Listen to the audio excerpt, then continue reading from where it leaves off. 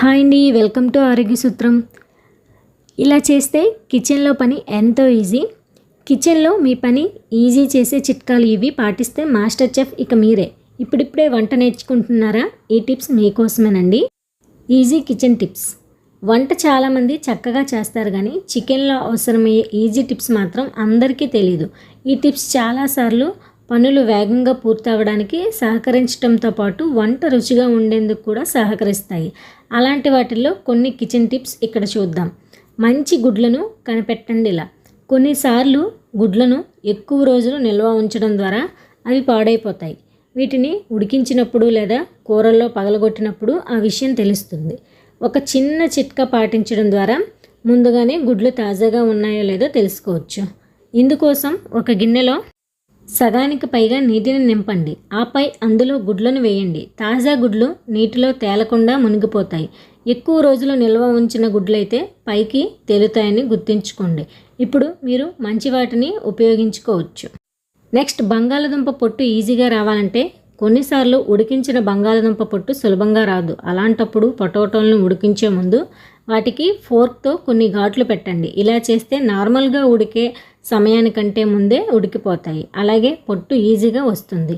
దీంతో చేతుల నొప్పెట్టవు, ఇంకా గ్యాస్ టైం రెండూ ఆదా అవుతాయి. Next, ice cubes. ఇక క్రిస్టల్ క్లియర్గా. కొంతమంది ఐస్ క్యూబ్స్ కోసం ఫ్రిడ్జ్ ట్రేలో నీళ్ళు నింపుతారు. ఇలాంటి వారు ఆ వాటర్ని కాచి వడపోసి నింపండి. దీనివల్ల వాటర్లోని కనిపించని మలినాలు తొలగిపోయి దీంతో ఐస్ క్యూబ్స్ క్రిస్టల్ క్లియర్గా కనిపిస్తాయి. మరికొన్ని చిట్కాలండి. కొన్నిసార్లు పాలు పొయ్యి మీద పెట్టి మర్చిపోతుంటాం. దీంతో అవి పొంగి స్టవ్ మొత్తం అవుతుంటాయి. అలా కాకుండా ఉండాలంటే పాలు వేడి చేస్తున్నప్పుడు గిన్నె మీద ఒక చెక్క చెంచా లేదా నార్మల్ చెంచా ఉంచండి. దీంతో పాలు పొంగవు.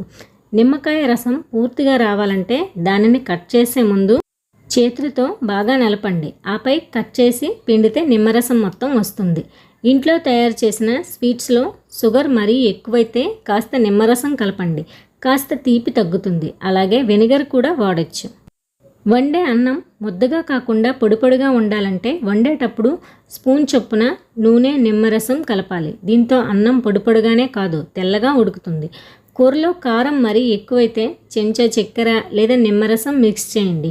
మీరు టమాటాలను నూనెలో వేయించి మెత్తగా రుబ్బి కూరలో వేసిన కారం తగ్గుతుంది. కర్రీలో పులుపు మరీ ఎక్కువగా ఉంటే బెల్లం లేదా ఉప్పు కలిపి చూడండి. ఇక్కడ ఉప్పును రుచి చూసి కలుపుకోవాలి. కూరలో ఉప్పు ఎక్కువైతే అందులో కొన్ని బంగాళదుంప ముక్కలను వేసి ఉడికించండి. అవి కూరలో ఉప్పును పీల్చుకుంటాయి.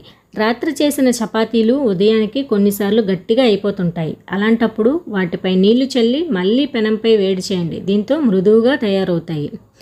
క్యాబేజీ కర్రీ వండినప్పుడు కాస్త పచ్చివాసన వస్తుంటుంది. అలా రాకుండా ఉండాలంటే కొద్దిగా నిమ్మరసం లేదా అల్లం ముక్కలు వేయండి.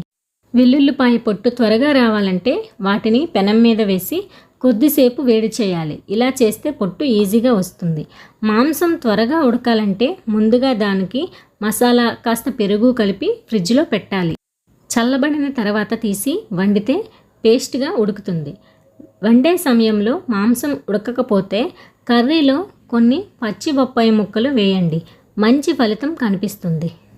ఇలాంటి మరిన్ని ఇంట్రెస్టింగ్ వీడియోస్ కోసం నా ఛానల్ని లైక్ చేసి, కామెంట్ చేసి, షేర్ చేయండి. సబ్స్క్రైబ్ చేసుకొని పక్కనే ఉన్న బెల్ ఐకాన్ని క్లిక్ చేయడం ద్వారా నేను చేసే ప్రతి వీడియో మీకు నోటిఫికేషన్ రూపంలో వస్తుంది.